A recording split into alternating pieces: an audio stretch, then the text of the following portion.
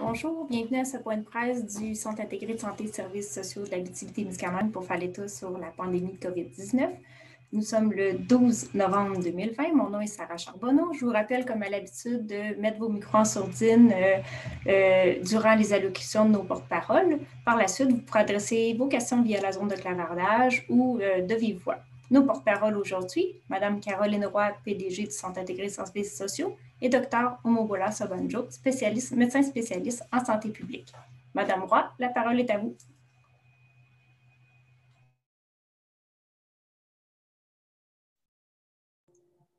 Oui, bonjour. Donc, encore un plaisir de pouvoir m'adresser à vous aujourd'hui. En fait, seulement 2 messages principaux aujourd'hui.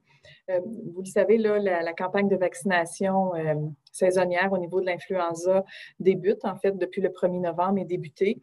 Puis, avec cette saison-là aussi qui s'en vient, mais souvent, les gens peuvent avoir différents symptômes. Dans le contexte de la pandémie, symptômes qui peuvent aussi s'apparenter à la COVID, des symptômes là, qu'on peut avoir de la difficulté à évaluer en auto-évaluation. Donc, ce que je vous demande, puis ce qu'on demande à la population, le premier réflexe qu'on doit avoir, c'est de contacter InfoSanté. À partir du moment où vous avez un symptôme, puis que vous suivez le guide sur Internet en lien avec la pandémie, puis que vous avez un doute, ne vous présentez pas à l'urgence dans un premier temps. Réellement, là, c'est InfoSanté qui est votre meilleur outil pour pouvoir évaluer avec une infirmière qui répondra puis qui échangera avec vous et pouvoir vous guider aussi là, à savoir à quel endroit vous êtes mieux de vous présenter dans le contexte où vous présentez certains symptômes ou vous avez certaines questions.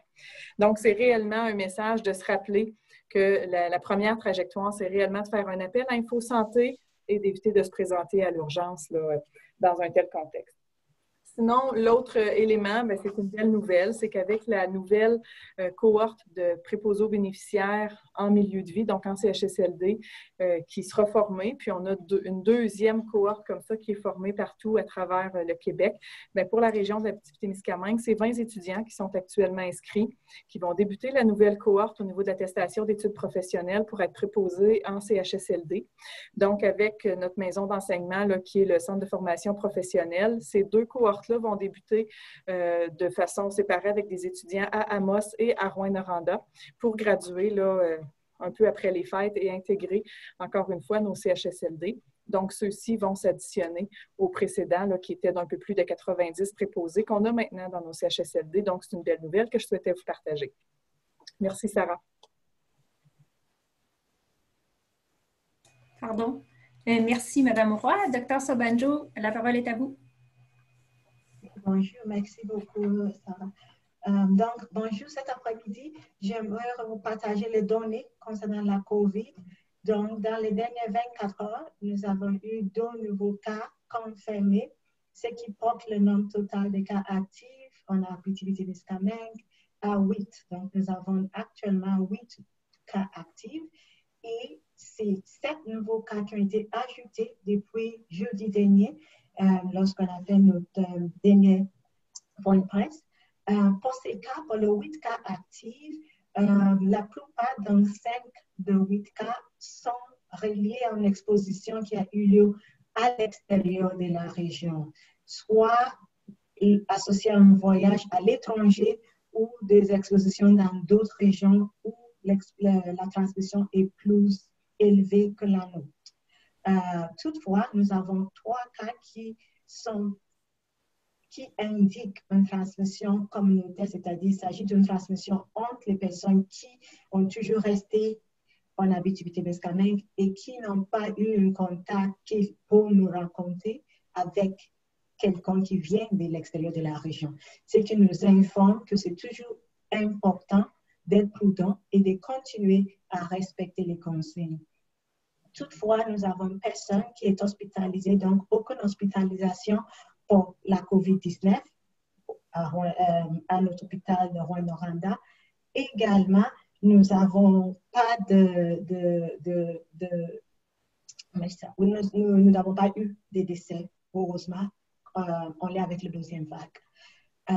Dernière chose, c'est le nombre de tests qui ont été effectués. Donc, dans la dernière semaine, nous avons eu des demandes pour 1083 tests et de ça, on a eu 7 résultats positifs. ce qui indique que nous avons toujours un taux de positivité qui est assez bas et nous continuons à monitorer ou surveiller la situation en région. Merci beaucoup. Merci beaucoup. Il y a déjà une question dans la zone de clavardage. Ça serait pour Mme Roy. Ce matin, on parlait d'un déficit de 30 millions pour le Centre intégré de santé et services sociaux, sachant que l'Abitibi-Témiscamingue est l'une des régions les moins touchées. Qu'est-ce qui explique ce déficit? Oui, bien, en fait, oui, ce matin, on était en rencontre de conseil d'administration, puis on a fait une prévision d'avoir un déficit de 30 millions à la fin de l'année. La COVID n'a rien à voir avec le déficit qui est actuellement anticipé pour l'année 2020-2021. Les coûts liés à la pandémie, donc tous les coûts d'ajout d'agents de sécurité, de construction de murs, les équipements de protection individuelle, l'ensemble des équipes supplémentaires qu'on a mis sur le terrain, et là, j'en passe et j'en passe, sont comptabilisés à l'extérieur de notre budget puis de nos coûts d'opération. Donc, le fameux 30 millions dont il est question est réellement en fonction de nos coûts réels pour réaliser nos activités. Le 30 millions s'explique exclusivement par l'utilisation de main-d'œuvre indépendante. En fait, actuellement, nos projections de coûts en main-d'œuvre indépendante pour l'année en cours est de 50 millions. Donc, c'est de dire que si on n'avait pas l'utilisation de la main-d'œuvre indépendante, qui contribuent à offrir nos services, mais à des coûts beaucoup plus importants que si on avait une main-d'œuvre qui serait de nos employés à des taux réguliers et même avec des taux supplémentaires, il n'y aurait aucun déficit au niveau de notre organisation. Oui, bonjour. J'aurais une question pour Mme Roy. Vous parliez tout à l'heure justement des étudiants, des futurs préposés en CHSLD. Vous parliez qu'on en a déjà eu 90 et là, c'est 20 qui se rajoutent. Est-ce que ça va être suffisant pour répondre à la demande qu'il y a partout en région? Bien, en fait, on se rapproche parce qu'au niveau des besoins en préposés aux bénéficiaires, là, il y a déjà quelques mois, on vous avait présenté l'état de situation et les besoins étaient autour de 130. Donc, avec le 90 plus le 20, on est autour de 110 préposés aux bénéficiaires. C'est sûr qu'en contexte de pandémie actuellement, avec les équipes dédiées, avec l'ajout de certains types d'emplois au sein des équipes, particulièrement aussi en contexte de pénurie d'infirmières, notre besoin s'est accru depuis ce temps, mais on se rapproche de l'écart. On a encore besoin de préposés aux bénéficiaires qui sont en main-d'œuvre indépendante au sein de notre organisation, beaucoup moins. On en aura probablement encore moins dans les prochaines semaines, prochains mois, en lien avec l'intégration de ces nouveaux qui s'en viennent. Donc, ça ne comble pas l'écart, mais on se rapproche. On a vu aussi, après justement ces premiers préposés-là qui ont été sur le marché du travail, on a vu quand même beaucoup de reportages dans les nouvelles de nouveaux préposés qui avaient, comment je peux dire, désenchanté un peu, mais une fois rendus sur le terrain. Pensez-vous justement que ce genre de témoignage-là pourrait faire peur à des personnes qui auraient envie de tendre vers cette profession-là?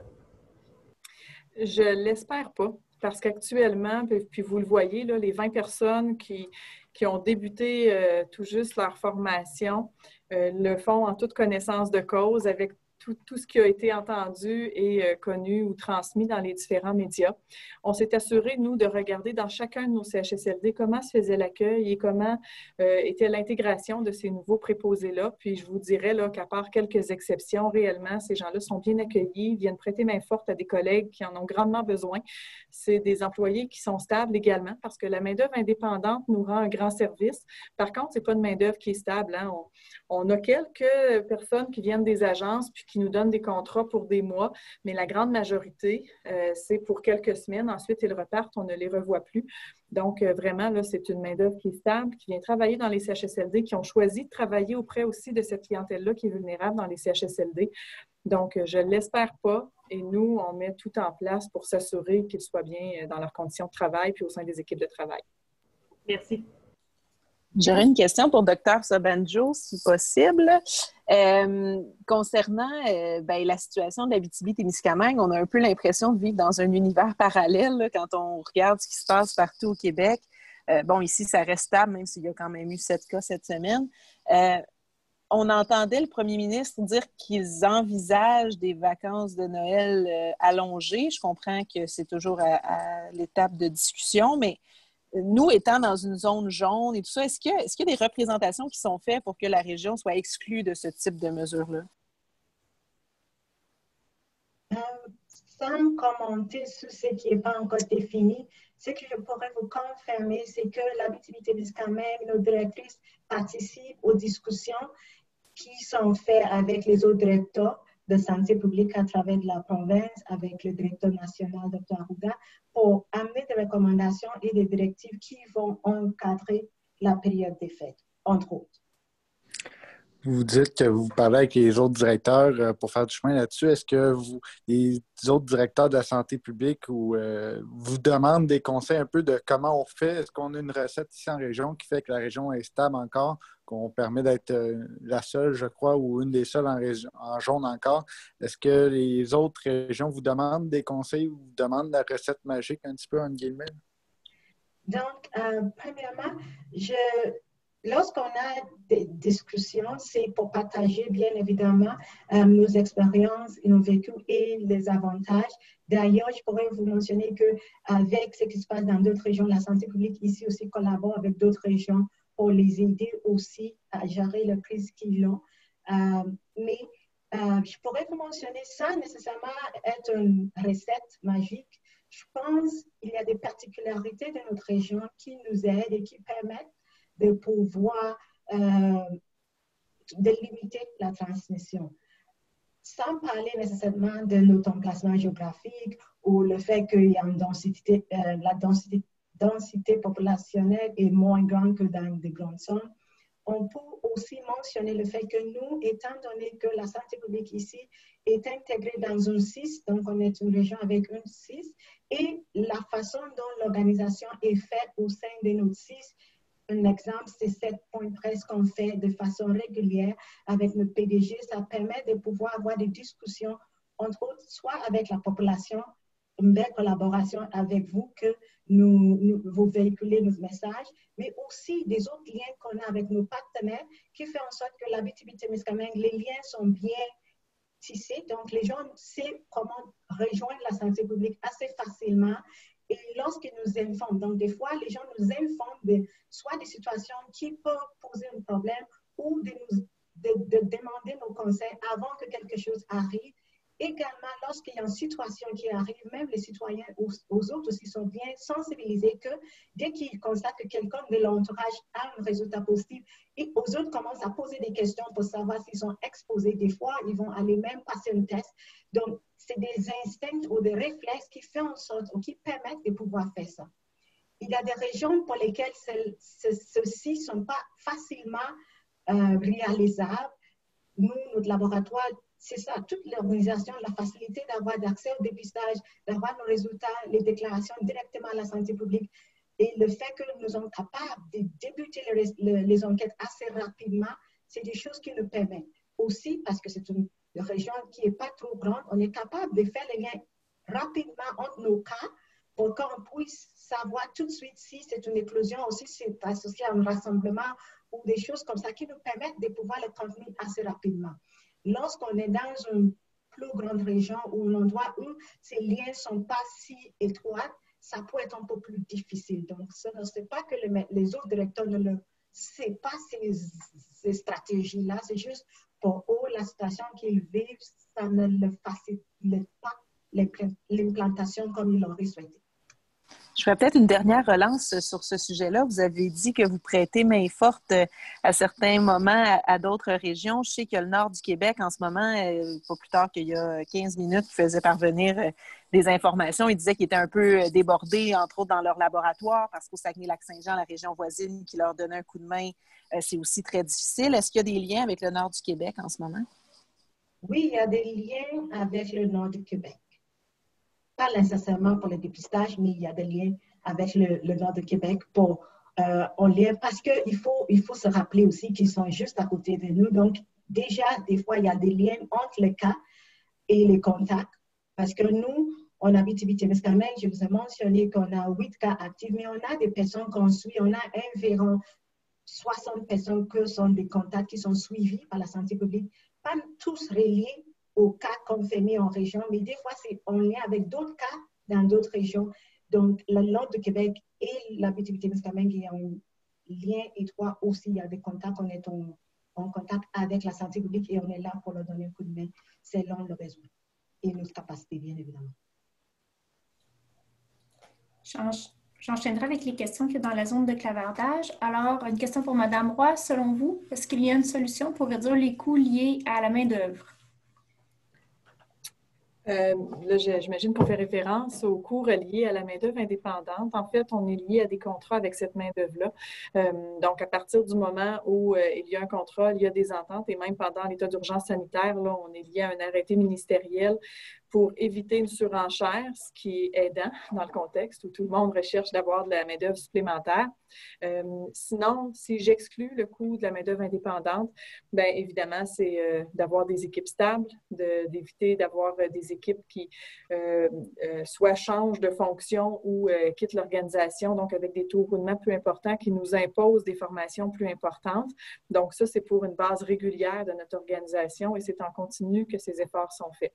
Mais si on fait référence exclusivement à la main-d'œuvre indépendante, c'est une main-d'œuvre qu'on accueille au sein de notre organisation. Non seulement c'est un taux horaire qu'on doit leur fournir, mais également tout coût lié à leur déplacement, leur séjour, leur hébergement, ce qui fait que c'est beaucoup plus important que notre main-d'œuvre régulière. Merci. Une autre question dans la zone de clavardage. Ce matin, lors du conseil d'administration du Centre intégré de services sociaux, Anne-Marie Boucher, de la maison Mikana, s'inquiétait des coupures dans les CLSC de certains villages. Comment faire pour rassurer les gens de ces municipalités? Mais en fait, les préoccupations liées aux services offerts ou aux services qui ne sont plus offerts par l'infirmière dans certaines municipalités en milieux ruraux, comme on l'a mentionné, on les partage aussi. Souvent, les personnes qui sont présentes en milieu rural dans les différentes municipalités, oui, sont là pour offrir un service qui est déjà prévu, un rendez-vous, mais c'est aussi une présence qui est connue, reconnue, puis qui peut être sécurisante pour d'autres types de services ou pour aller parler. Ou comme Mme Boucher le mentionnait ce matin, si je vis une situation difficile, ça se peut que je m'y réfère. Dans la plupart de nos services offerts dans les points de service CLSC, il y a d'autres aussi types d'emplois qui se présentent. Donc, parfois, il y a même une agente administrative dans les plus gros points de service. Il y a des travailleurs sociaux ou d'autres intervenants. Donc, évidemment, ce service-là va demeurer. Sinon, on en revient à notre réalité là, des milieux ruraux avec une vulnérabilité. Et comme je vous le mentionnais, dans les 3 prochains mois, nous, on s'affaire à voir comment on peut faire autrement, tout en considérant le fait que ces points de service-là, non seulement nous permettent d'offrir des soins à la population, particulièrement des prises de sang et services santé courants que sont par exemple les changements de pansement, les lavages d'oreilles, d'autres soins comme ça qui étaient offerts, mais aussi une présence là, du CIS dans les municipalités. Donc, c'est un élément qui va être considéré dans toute la réorganisation qu'on réfléchit pour le moyen-long terme. Est-ce que le CISAT a eu des informations concernant le montant que l'organisation allait recevoir concernant le montant investi par le gouvernement du Québec pour les gens en santé mentale suite à ce qui s'est passé à Québec? Le gouvernement a annoncé 100 millions, si je me souviens bien, en santé mentale. Est-ce que le CISAT doit recevoir un montant de cet argent-là? Oui, c'est certain que notre région va recevoir un montant. Je n'ai pas encore la précision du montant. Par contre, on dit qu'on est toujours environ 1,8, 1,6 % de la population, dépendant des évaluations qui sont faites. Puis, dépendant de la réalité aussi des différentes régions, le paramétrique n'est pas toujours appliqué dans les différents programmes, là, et particulièrement santé mentale. Donc, on va recevoir un montant, j'en suis certaine. Je n'ai pas encore la confirmation du montant. Puis, on se rappelle que ça va nous permettre même de pouvoir faire des contrats avec des firmes en privé ou des psychologues, par exemple, en privé pour offrir des services en santé mentale à partir du moment où on n'a pas les ressources. Ça va permettre aussi d'offrir certains montants à des organismes communautaires pour mieux soutenir les gens qui ne vont pas chercher les services. Parce qu'actuellement, ce qu'on a mis en place dans le contexte de la pandémie, puis qu'on continue, c'est vraiment de faire du dépistage. Là. Donc, pour les personnes connues avec des troubles de santé mentale ou qui se réfèrent à nous, on les appelle régulièrement, on voit comment ils vont. Si on n'est pas capable de leur offrir le service, au moins on fait des contacts téléphoniques régulièrement. Donc, on a des capacités de rejoindre ces gens-là. Mais ceux qui ne consultent pas les services directement de notre organisation, mais qui vont peut-être dans des organismes communautaires ou que des travailleurs de rue ou des gens dans la communauté, eux, ont peut-être un contact avec ces gens-là, bien, les montants qu'on va recevoir vont nous permettre aussi de consolider une certaine offre de services directement au sein des communautés. Est-ce qu'il y aurait d'autres questions pour Dr. Sombanjo ou pour Caroline Roy? Dans le cas contraire, je vous remercie une fois de plus pour votre présence, votre participation à ces points de presse. On se rendez-vous la semaine prochaine. Puis, merci encore pour votre collaboration. Merci beaucoup. Merci. À bientôt. Merci. À bientôt. Bonne fin de journée.